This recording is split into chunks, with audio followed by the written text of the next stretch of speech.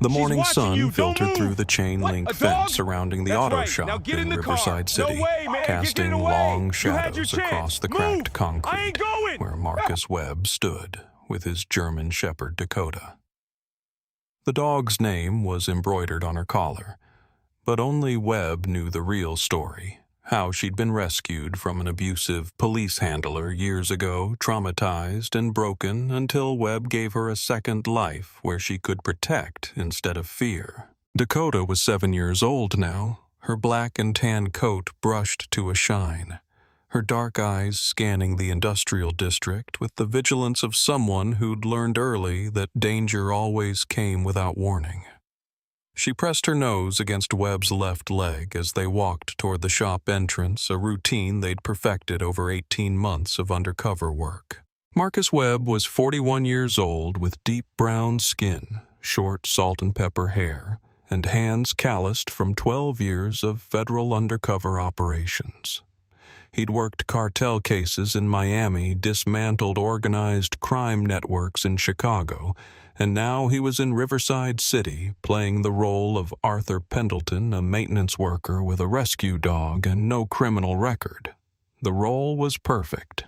Nobody paid attention to quiet men with rescue dogs. The wire hidden beneath his shirt was the size of a matchbox taped to his ribs, transmitting everything to the FBI field office 7 miles away where Special Agent in Charge Robert Kingsley was listening. But what the FBI's equipment couldn't detect was what Dakota could sense: the tension in Webb's movements, the slight elevation in his heart rate, the small tremor in his fingertips as he unlocked the shop door. Dakota had learned to read these signals over 2 years of partnership. She didn't trust the police uniforms that occasionally drove past the shop. She didn't trust the swagger that came from certain men wearing badges. She had her reasons. The last police handler she'd worked with had been cruel, harsh, demanding obedience through fear and pain. That handler had been investigated and removed, but Dakota's memory didn't process bureaucratic justice. She remembered only the feeling of danger attached to blue uniforms, but she trusted Marcus Webb completely. That trust was absolute, unconditional, the kind of loyalty that dogs develop only once in a lifetime with a human who shows them they can be safe again. The auto shop was their cover. Webb worked maintenance cleaning equipment, running diagnostics on customer vehicles, moving through the mechanical world without drawing attention.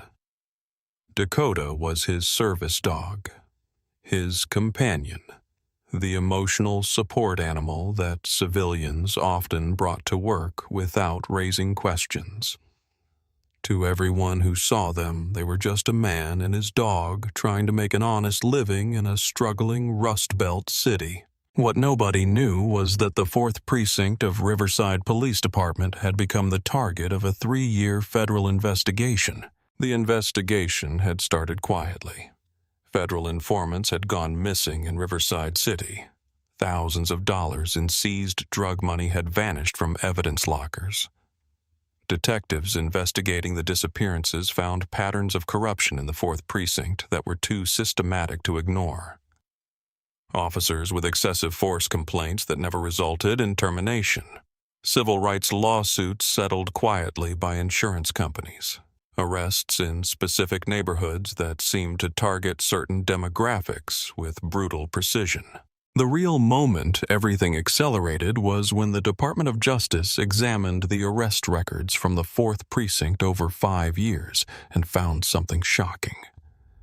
287 people had been arrested in those 5 years based on evidence that now appeared questionable. The charges ranged from drug possession to assault, but the common thread was undeniable. The majority were black residents of Riverside City. Many had spent months or years in jail waiting for trial. Some had accepted plea deals out of desperation, not guilt. Captain Derek Sterling ran the Fourth Precinct like it was his personal kingdom. He was 48 years old, White with a military background and a management philosophy that emphasized quotas, efficiency, and results. Sterling didn't care about methods. He cared about numbers. How many stops? How many arrests?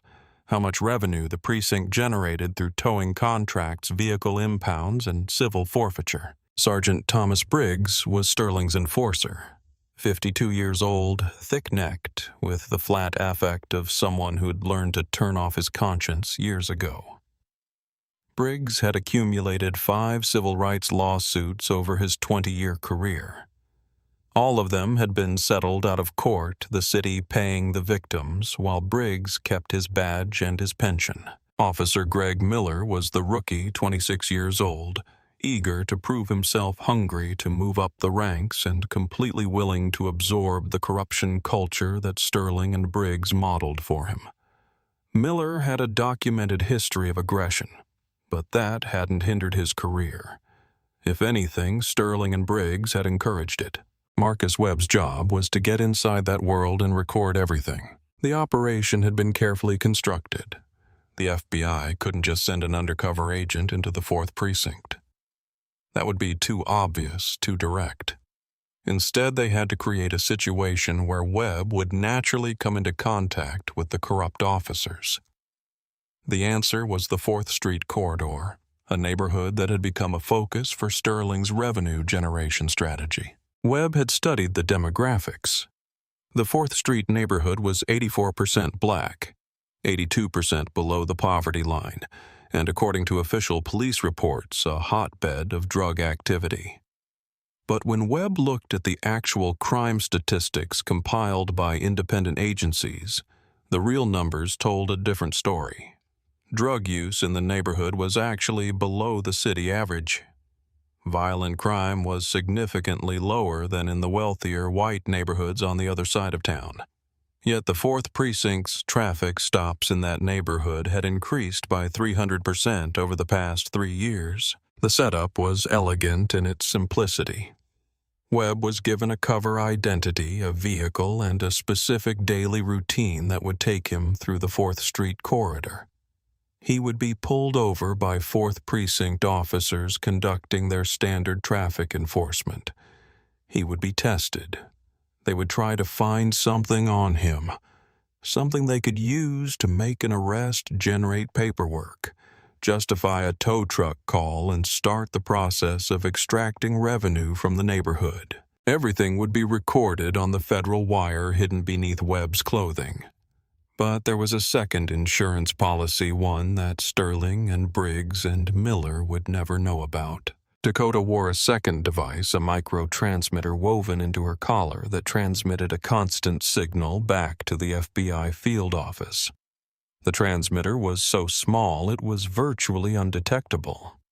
To anyone examining the dog, it looked like just another tag on her collar. But the signal it sent conveyed everything. The wire missed. Context, location, emotional state, movement patterns. If something went wrong, if Webb needed emergency backup, the signal from Dakota's collar could pinpoint his exact location within seconds. The partnership between Marcus Webb and Dakota was the real strength of this operation. Dogs had instincts that humans didn't. Dakota could sense when Miller and Briggs were approaching before Webb consciously registered the change in air pressure from the cruiser's engine. She could read body language in ways that no surveillance equipment could match. She was in effect Webb's early warning system wrapped in fur and loyalty. On the morning that everything would change, Webb and Dakota followed their routine. They arrived at the auto shop just before 7 in the morning. The city was still quiet, the industrial district not yet fully awake. Webb went through the motions of preparing for a workday, moving equipment around the shop, checking the Honda's maintenance logs, everything designed to look normal to maintain the cover. But as the morning progressed and the sun climbed higher in the sky, Webb felt the weight of what was about to happen. The FBI had selected this day specifically. Robert Kingsley had made the call. Today was the day Webb would be pulled over. Today was the day the trap would spring. Webb looked at Dakota, who was resting on her bed in the corner of the shop, her dark eyes tracking his movements with the kind of attention that went beyond simple canine awareness. She knew something was different about today. Dogs always know. Around 1 in the afternoon, Webb prepared for the drive. He dressed in the worn denim and faded hoodie that had become his uniform as Arthur Pendleton. The clothes were intentionally shabby, the kind of outfit that made him invisible, made him someone who could be stopped without consequences. He ran his fingers through Dakota's fur, letting the familiar touch calm both of them. "I'm going to 4th Street today," he said quietly, speaking to her in a tone that nobody else would understand. "You're going to stay here. You're going to let them put you in the vehicle when they come. And you're going to do the most important job of your life." Dakota's ears perked at the sound of his voice. She stood and pressed against him, understanding more than words, reading the intention behind them. 287 people depended on what Webb did today. They had no idea that help was coming. They didn't know that a federal agent was about to walk into the Fourth Precinct and document the machinery of corruption that had stolen years from their lives. Webb left the auto shop at 1:28 in the afternoon. He drove the old Honda, a 2012 model in faded blue paint, the kind of vehicle that didn't draw attention, the kind of car that blended into the working-class neighborhoods of Riverside City. He had planned the route precisely: 4th Street, then a right turn onto Hartford Avenue where the patrol car would be waiting. As he drove, he was aware of every detail. The speedometer hovered at 28 miles per hour in a 30-mile-per-hour zone. His turn signal was activated exactly 100 feet before the intersection, the legal requirement. His license tags were current. His registration was valid. Everything was perfect. Everything was by the book, and it wouldn't matter. He saw the blue lights in his rearview mirror at 1:42 in the afternoon. The cruiser pulled smoothly behind him, the light bar illuminating the street with alternating red and blue reflections. Webb's pulse remained steady. The wire beneath his shirt was recording every sound, every vibration of the engine, every breath he took. Webb turned the Honda off Hartford Avenue and pulled smoothly to the curb. He shifted the engine into park. He turned off the ignition. He rested both hands visibly on top of the steering wheel, exactly as he'd been trained, exactly as the rule book said to do. In his side mirror, he watched 2 figures step out of the patrol cruiser. The first was Officer Greg Miller, young, broad-shouldered, with the aggressive stride of someone who believed the uniform gave him permission to dominate. The second was Sergeant Thomas Briggs, older, heavier, with the confidence of someone who'd been doing this for 2 decades and had never faced consequences. Miller swaggered to the driver's side of the Honda. He carried a tactical flashlight, the kind that police use to search vehicles at night, the kind that could blind a driver if aimed directly at the eyes. It was 1:42 in the afternoon. The sun was at its brightest. There was no tactical reason to use the flashlight. Miller activated it anyway and shined the beam directly into Webb's eyes. "License and registration." Miller didn't offer a greeting. He didn't state the reason for the stop. He simply demanded the documents as though Webb had already been convicted of something, as though courtesy and legal procedure were luxuries that didn't apply here. Webb kept his hands on the wheel. "My wallet is in my back right pocket. My registration is in the glove compartment. How would you like me to proceed?" Miller scoffed, leaning closer to the window. "I said give me your damn license, buddy. Don't play games with me." "I'm trying to comply, officer," Webb said steadily, refusing to break eye contact even though the flashlight beam made him squint. "I just want to ensure you know where my hands are going. I'll reach for my wallet now." Webb moved slowly, pulling out a worn leather wallet that contained a perfectly forged state ID in the name Arthur Pendleton, a few crumpled dollar bills, and nothing else. His actual FBI credentials, his federal badge. The emergency contact information, everything was secured in a biometric lockbox bolted beneath the driver's seat. Only someone removing the entire seat would find it. He handed the ID through the window. Miller snatched it and held it up to the light, examining it with the kind of scrutiny that suggested he was looking for a reason to reject it. Arthur Pendleton. You're a long way from home, Arthur. What are you doing in this neighborhood? Just driving through, officer. Webb replied neutrally. May I ask why I was pulled over? Sergeant Briggs tapped his nightstick against the passenger side window.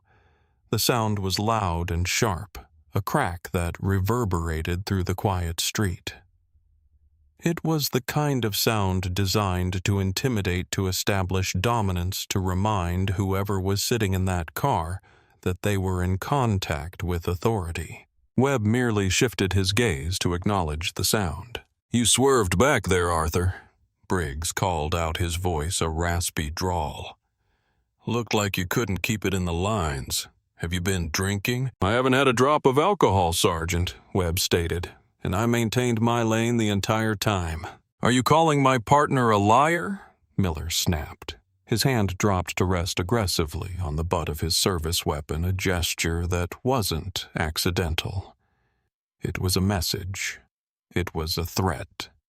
It was the kind of action that sent a clear signal to Webb that the situation was about to escalate.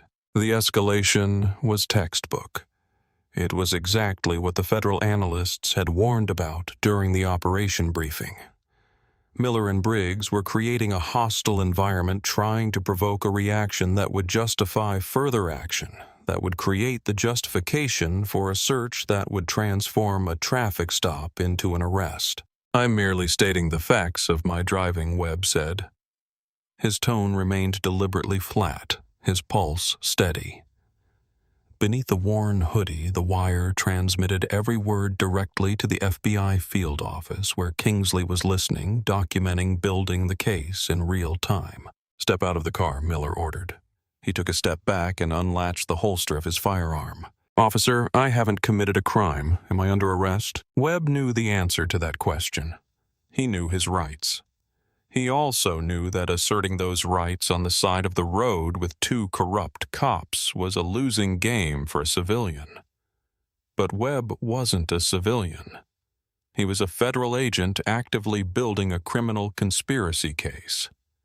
He needed Miller and Briggs to show their entire hand. He needed them to escalate to the point where their corruption became undeniable. I will step out, Webb said calmly. He raised his hands to shoulder height as he used his left hand to unbuckle his seatbelt. I am complying with your order. He opened the door slowly and stepped out onto the cracked asphalt. Before he could even straighten his posture, Miller grabbed him by the scruff of his hoodie and violently shoved him against the side of the Honda. The hot metal burned against Webb's cheek, but he offered absolutely no physical resistance. His face pressed against the car, his body completely compliant, every movement calculated to deny the officers any justification for the level of force they were applying. Spread them, Miller shouted. He kicked Webb's boots apart with unnecessary force, his knee driving up toward Webb's groin, a move that was not standard procedure, a move that was pure sadism. Officer, you do not have my consent to search my person or my vehicle, Webb stated loudly and clearly. Every word was crisp, every syllable pronounced clearly, so that the recording device picked up every detail. The words were legal protection, but they were also documentation. They were proof. Shut your mouth, Briggs growled. He came around the back of the car and grabbed Webb's left arm, twisting it behind his back at an angle that sent sharp pain radiating through Webb's shoulder. The angle was just past the point of normal restraint, just into the region of intentional infliction of pain. Stop resisting, Briggs commanded. I am not resisting, Webb replied. His voice was strained but remarkably composed. My hands are behind my back. I am complying. Miller began aggressively patting Webb down his hands, roaming roughly over his pockets. He found nothing but a set of house keys and a pack of gum. His frustration was visible, his face flushing red, his movements becoming more violent. "What are you hiding, Arthur? Where's the dope?" "I don't have anything illegal on me," Webb said. Briggs shoved Webb's face harder into the roof of the car. "We'll see about that." Miller searched the car. "Wait," Webb interjected. "You need probable cause or a warrant to search my vehicle. I am explicitly denying consent to a vehicle search." Briggs leaned in close, his breath smelling of stale coffee and chewing tobacco. "Here's the thing, Arthur. I smell marijuana coming from the cab. That gives me all the probable cause I need. Isn't that right, Miller?" "Smells like a skunk in there to me, Sarge." Miller laughed. He opened the driver's side door and began to tear through the interior with the kind of violence that suggested he was looking for something specific, not searching with any real purpose. Webb remained against the car, his face against the hot metal, his body completely still. The wire was recording everything. Every word, every admission, every violation of procedure.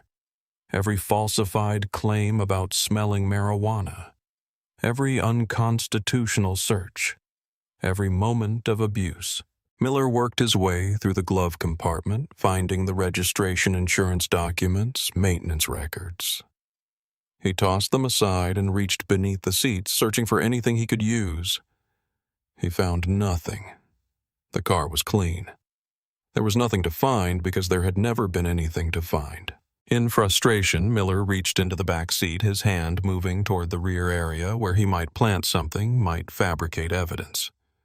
But at that moment, something happened that neither Miller nor Briggs anticipated. Dakota had been at the auto shop when Webb drove away. She'd watched from the window as the Honda disappeared down 4th Street. The moment the wire sensed the police cruiser's presence, the signal had activated in her collar. The dog had felt the vibration, had understood the meaning, and had begun to pace in the shop. An hour later, when Webb hadn't returned, when the wire's signal indicated he was stationary, and the stress indicators were high, Dakota had started to whimper. The shop manager, a man named Peter Halloway, who was part of the undercover operation, had received the alert on his phone. The protocol was clear. If the operation went beyond 90 minutes without a check in, animal control would be called. But the protocol also included a fail-safe. The shop manager was authorized to resist handing over the dog, to claim that the dog was part of the shop's business operations, to delay long enough for the FBI to extract Webb if necessary. What neither the shop manager nor the FBI's operational team anticipated was that Dakota would make her own decision about what to do next. While Webb was being searched, while Miller was reaching toward the back seat, Dakota had begun to move. The dog had started to pace, then to bark, then to demand to be let out of the shop. The microtransmitter in Dakota's collar had been activated for 7 minutes now. The signal was reaching the FBI field office clearly. Robert Kingsley had watched the signal intensify as Webb's stress levels rose. He had heard every word of the traffic stop through the wire. He had understood immediately what was happening. At 1:55 in the afternoon, exactly 13 minutes after the traffic stop began, Kingsley made the call that would change everything. He dialed the number for the Riverside City Police Department headquarters. He asked to speak to Chief James Montgomery immediately. When Montgomery picked up the phone, Kingsley's voice was ice cold. "Chief Montgomery, this is Special Agent Robert Kingsley with the Federal Bureau of Investigation. I am calling to inform you that you currently have a federal undercover agent in custody at your 4th Precinct. His name is Special Agent Marcus Webb. He was arrested approximately 15 minutes ago based on fabricated evidence." There was silence on the phone. Montgomery's voice, when he finally spoke, was barely a whisper. "What did you say?" "I said you have an FBI agent in your custody. He was conducting an undercover investigation into corruption at your 4th Precinct." Your officers have arrested him based on drug evidence that does not exist. Everything that has happened in the past 15 minutes has been recorded on federal audio equipment." Montgomery's hand began to shake. He understood immediately the scope of the disaster. He understood that Sterling and Briggs and Miller had just made the most catastrophic mistake of their careers. "Who is on that arrest?" he demanded. "Officers Miller and Briggs. Captain Sterling is likely aware by now, and I suggest you locate Agent Webb immediately and place him in an interview room with FBI personnel." Montgomery hung up and immediately contacted Sterling. The conversation was brief, violent, and filled with the kind of panic that comes from suddenly understanding that an entire precinct is about to collapse. At 2:01 in the afternoon, exactly 19 minutes after the traffic stop began, a plainclothes FBI agent entered the Fourth Precinct carrying federal warrants. He walked directly to holding cell 4, where Webb was sitting on a metal bunk, completely composed, completely aware that his extraction was beginning. The cell door opened. The agent, a woman named Sarah Chen, looked at Webb with an expression of controlled fury. "You all right?" "Fine." Webb stood immediately. "My dog, where is she?" Agent Chen's expression softened slightly. "She's safe. We picked her up from the auto shop 15 minutes ago. She's at the federal holding facility in Riverside. She's being monitored by a veterinary tech." Webb's shoulders dropped with relief. The moment his body relaxed, he felt the pain of Briggs's arm twist the burn of his face against the car, the impact of Miller's knee. The injuries would be documented, photographed, recorded.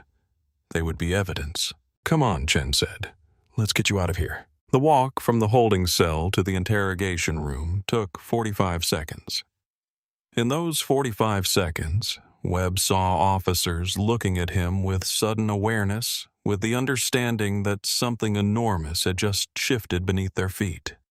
The casual corruption that had defined the Fourth Precinct for years had just collided with federal consequence. In the interrogation room, Chief Montgomery was already present. Captain Sterling was not. Sterling had gone home, had begun calling his attorney, had started the process of defending himself against what he already knew would be catastrophic federal charges. Montgomery looked at Webb as though the man in front of him was an apparition, something that didn't make logical sense. "Agent Webb, I apologize. I don't know what my officers were thinking. I don't know how this happened." Webb looked at him with complete composure. Officer Miller and Sergeant Briggs conducted an illegal traffic stop. They fabricated evidence of drug possession. They denied me access to counsel. They violated my civil rights under color of law, and they did it all while I was wearing a federal wire. The color drained from Montgomery's face. He understood that the conversation he was having was the beginning of the end of his career, the beginning of the collapse of the Fourth Precinct, the beginning of a federal investigation that would destroy 17 officers, compromise hundreds of convictions, and cost his city millions of dollars. "I need to see your operation chief," Webb continued. "I need a damage assessment, and I need to be reunited with my K-9 partner immediately." By 3 o'clock that afternoon, Robert Kingsley had arrived at Fourth Precinct headquarters.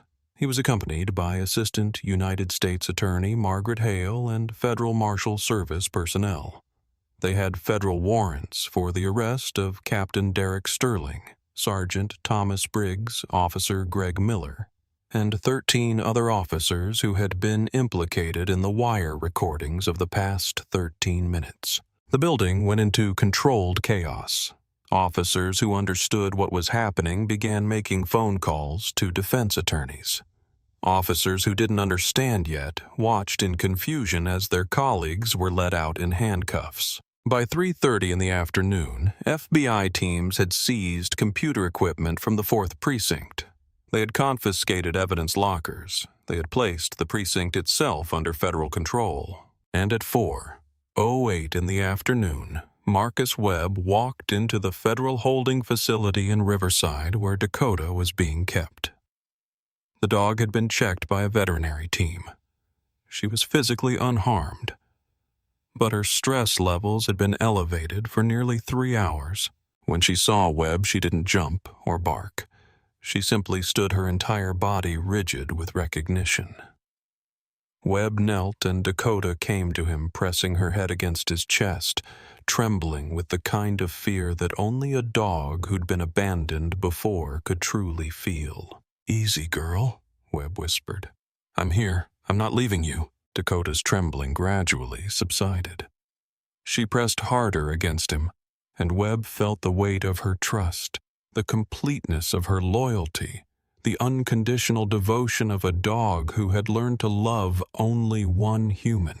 By sunset that evening, the story had broken on every major news outlet. CNN was running the headline on continuous loop. The Washington Post was publishing the initial investigation.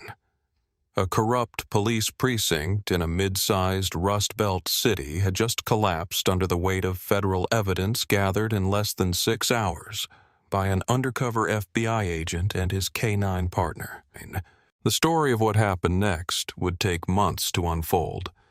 The federal investigation would expand exponentially. Court documents would reveal the depth and systematic nature of the corruption. Victims who had spent years in prison based on fabricated evidence would begin the process of getting their convictions overturned. 287 people had their lives disrupted by the Fourth Precinct. Some had served prison time. Some had lost jobs, custody of children, homes, dignity. Some had lost everything.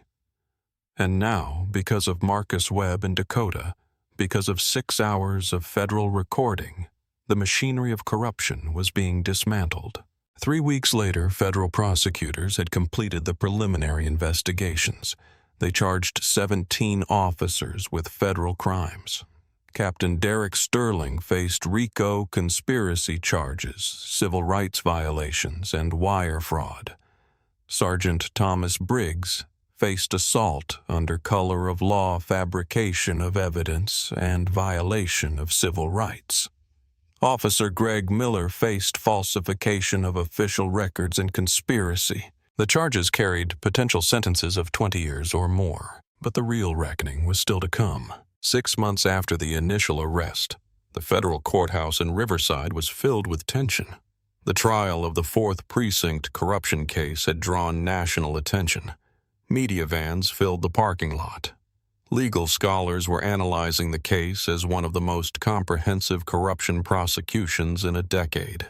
Marcus Webb sat in the front row of the gallery, dressed in a sharp navy suit, completely transformed from the faded hoodie mechanic of Arthur Pendleton. Beside him sat Dakota, wearing a federal service vest that identified her as an official K-9 officer. The dog was calm, poised, her dark eyes scanning the courtroom with the kind of awareness that suggested she understood the importance of the moment. United States District Judge Patricia Morrison looked down at the defendants from the bench. Capital Sterling Sergeant Briggs and Officer Miller sat in orange jumpsuits, shackled at the wrists and ankles. The arrogance that had defined them, the confidence that they were untouchable, had been stripped away, replaced by the hollow, terrified stares of men who understood they were about to lose their freedom. Judge Morrison was a woman in her 60s, with silver hair, steel gray eyes, and a reputation for zero tolerance for police corruption and abuse of power. She had presided over the trial with meticulous attention to detail. The evidence was overwhelming. The audio recordings of the traffic stop were unrefutable. The testimonies from federal agents, from Webb himself, from victims whose convictions would be overturned, had painted a picture of corruption that extended far beyond the initial charges. The evidence presented in this court is the most damning display of corruption under the color of law I have seen in my entire career. Judge Morrison's voice echoed through the silent courtroom. You did not protect and serve. You operated as a criminal enterprise using badges as your uniforms, and the law as your weapon. You targeted the vulnerable. You falsified documents to destroy lives, and you believed your authority made you invincible. She turned her gaze directly to Sterling. Richard Sterling, for your role in directing this criminal enterprise under the RICO Act, and for conspiring to deprive citizens of their civil rights, I sentence you to 22 years in federal prison without the possibility of early parole. Sterling squeezed his eyes shut. His legs began to tremble so violently that a U.S. Marshal had to step forward to steady him. Sterling had been confident, arrogant, certain that his position would protect him. The sentence shattered that illusion completely. Thomas Briggs, for assault under the color of law, fabrication of evidence, and kidnapping, I sentence you to 15 years in federal prison. Briggs hung his head. A tear escaped his eye, the single visible sign of the catastrophic collapse of his life. The 20-year veteran, the untouchable street boss who had ruled the Fourth Precinct through fear and corruption, was going to spend the next 15 years locked in a federal penitentiary. He had no wife to support him anymore. His children had disowned him. His pension was forfeit. Greg Miller, for your participation in this criminal conspiracy and falsification of official records, I sentence you to 6 years in federal prison. Miller openly sobbed. The young officer's arrogance, his swagger, his confidence that he was protected by the uniform and the system was completely shattered. He would spend the next 6 years in prison. The trajectory of his entire life had been redirected by the choices he made in 13 minutes. But the convictions were only half of the reckoning. The financial destruction was about to begin. The city of Riverside had been forced to retain expensive federal counsel. The city's insurance provider had reviewed the corruption charges and made a determination that shocked the city government. The insurance company invoked what was called an intentional acts exclusion. The insurance would not cover any liability for criminal conduct. If the police department had committed crimes, if the city had knowingly allowed corruption, then that was not a covered peril. Riverside would have to pay out of its own general fund. The Department of Justice, in coordination with the city government, finalized a massive consent decree. The decree mandated that the city establish a victim compensation fund for everyone who had been wrongfully arrested, wrongfully convicted, or wrongfully detained by the Fourth Precinct. There were 287 people in that category. The federal government calculated the damages. Wrongful imprisonment settlements averaged $35,000 per victim. The calculation was straightforward. 287 multiplied by $35,000 equaled $10,045,000. Add the federal civil rights violation penalty, add the consent decree compliance costs, and the total reckoning reached $9.5 million. $9.5 million that the city had to pay from its general fund. Mayor Patricia Hendricks resigned in disgrace before the consent decree was finalized. She issued a brief statement through her attorney, took a generous severance package, and disappeared from public life.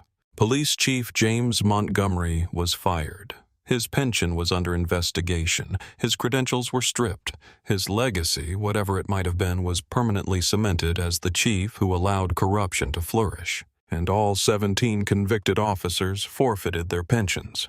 The money was seized and redirected into the Victim Compensation Fund. Men who had spent their entire careers believing they would retire comfortably on the taxpayer's dime, who had built their retirement plans around the idea that their pension was untouchable, discovered that their futures had been erased.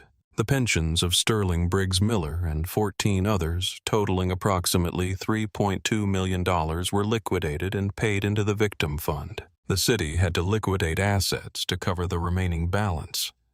The armored vehicles that Chief Montgomery had purchased, the specialized equipment, the tools of oppression that had been purchased with municipal funds were sold at auction. The money went into the victim fund. By the time the settlement was finalized, $9.5 million had been distributed to victims.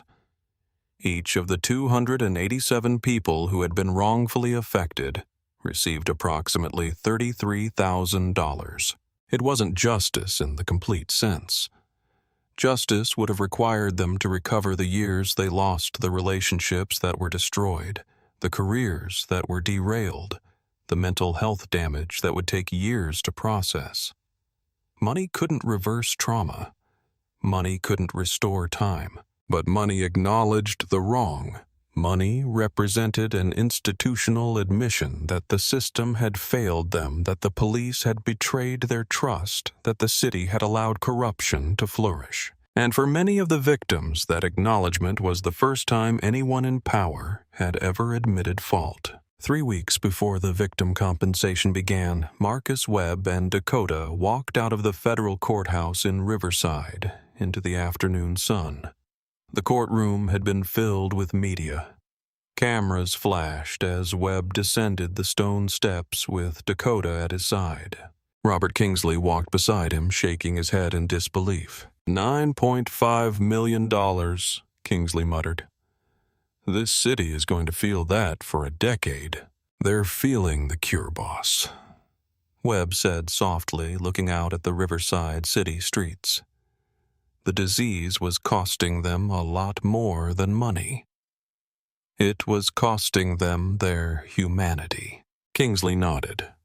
He understood what Webb meant.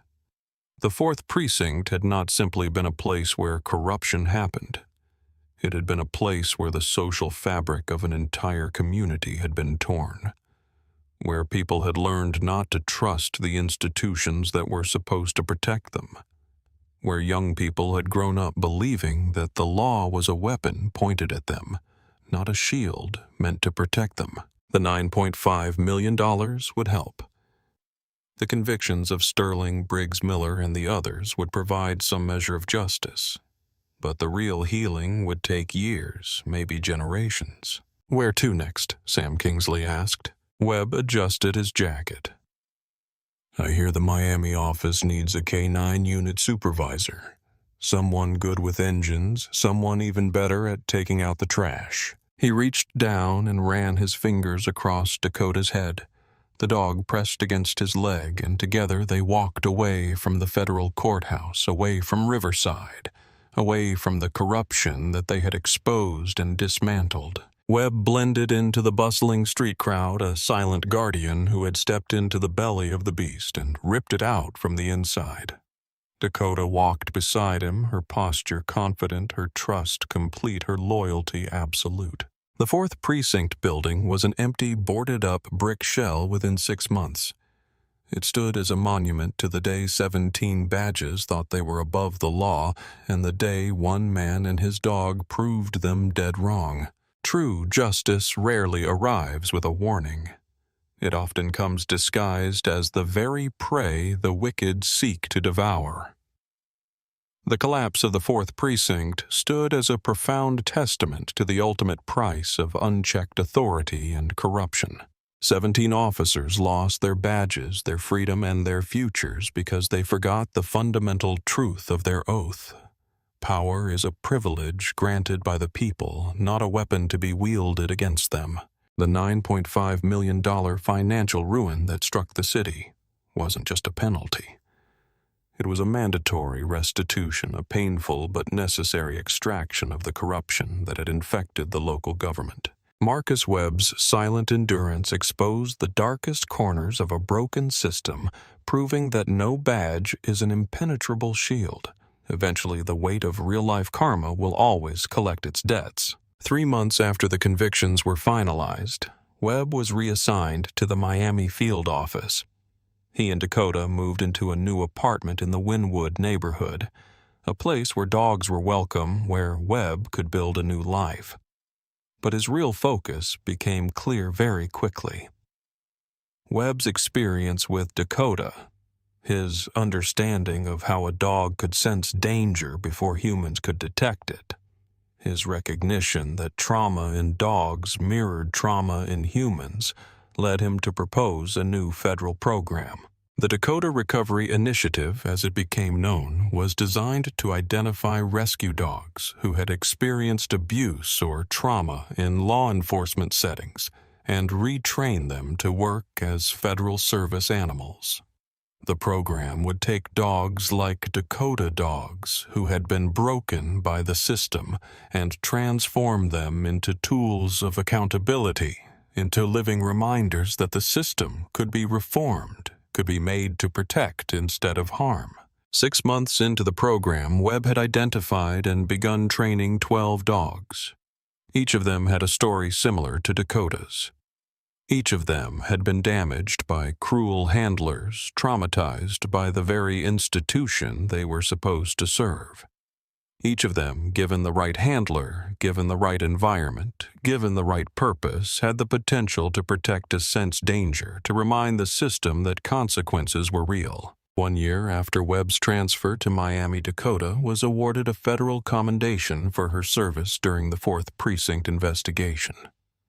The commendation recognized that the dog had played an essential role in the gathering of evidence that her protective instinct during the vehicle search had preserved crucial evidence that her presence had provided Webb with the psychological strength to endure 6 hours in custody without compromise. At the commendation ceremony held in the Miami field office, Dakota sat beside Webb, wearing her official Federal Service vest, her eyes calm and focused her trust in her handler, Absolute. The chief of the Miami field office stood before the assembled agents. Special Agent Marcus Webb and his K-9 partner Dakota have demonstrated extraordinary courage and dedication in the service of justice.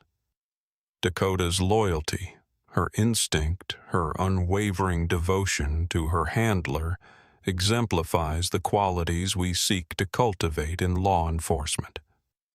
But more than that, Dakota's story reminds us that even those who have been broken by the system can be repaired, can be restored, can become instruments of accountability and reform.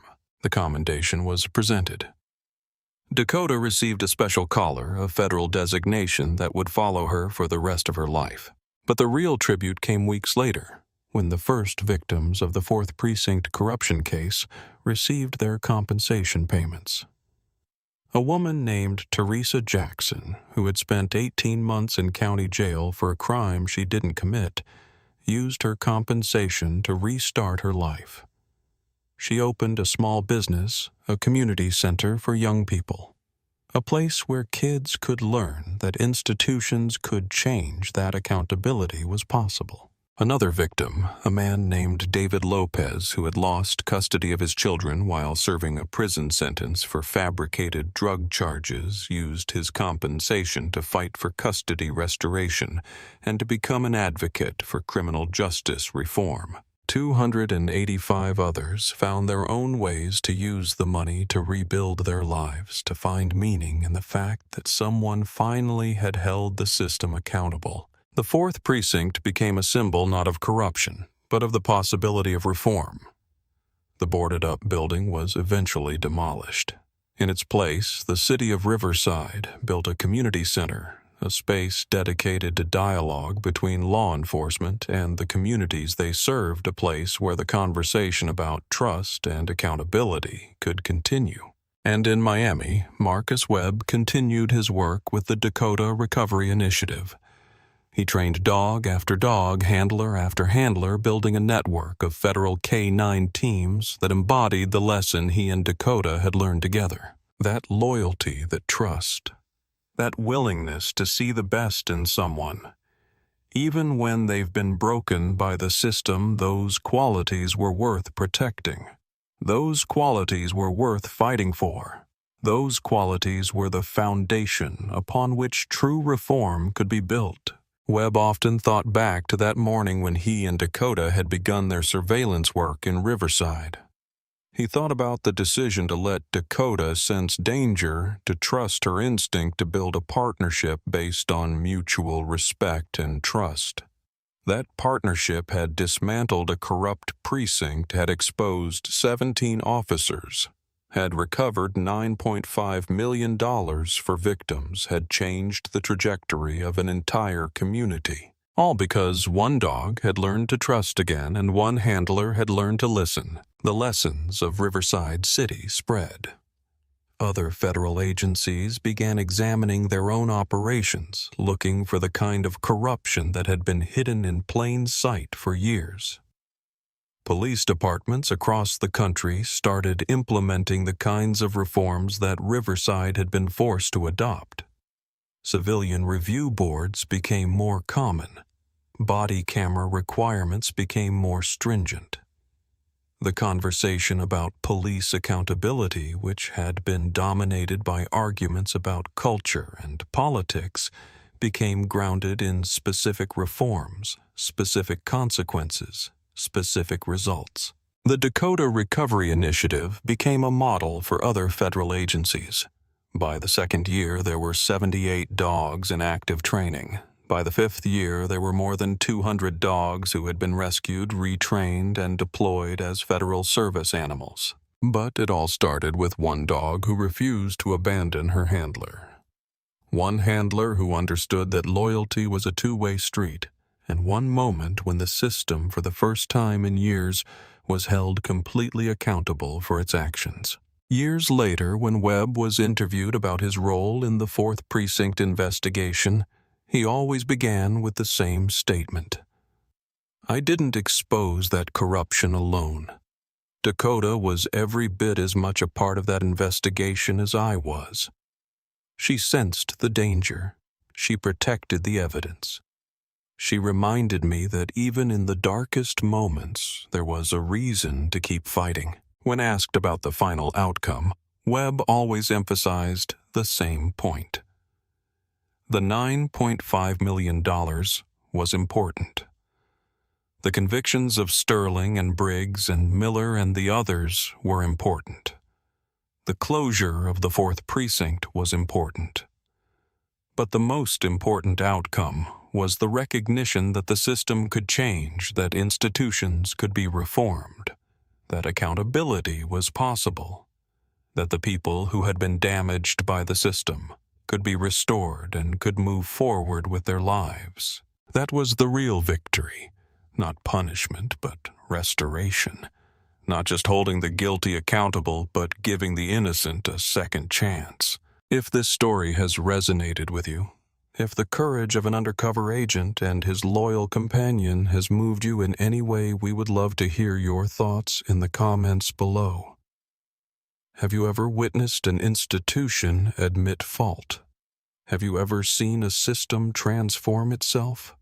Have you ever experienced the kind of loyalty that only a dog can offer? Drop your thoughts below and let us know how this story landed for you. Thank you so much for watching and for allowing us to share this story with you. If you enjoyed this account of justice served, of corruption exposed, and of the unbreakable bond between a handler and his K9 partner, please like, share, and subscribe to our channel. We'll be back next week with another story of loyalty, courage, and the power of accountability. Thanks for being here.